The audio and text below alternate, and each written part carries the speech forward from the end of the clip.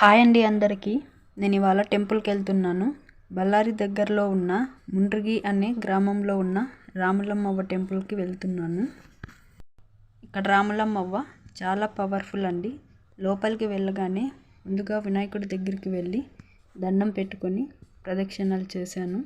చేసిన తర్వాత లోపలికి వెళ్ళి అమ్మవారిని దర్శించుకున్నాను. పూజారి గారు పూజ చేసి నీ మనసులో ఉన్న కోరికలు చెప్పుకోమని చెప్పారు.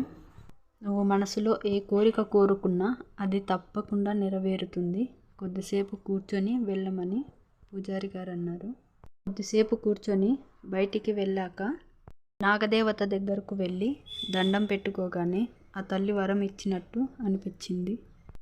చాలా సంతోషంగా అనిపించింది. నా మనసులో ఉన్న కోరిక తప్పకుండా నెరవేరుతుంది అనే నమ్మకం కలిగింది.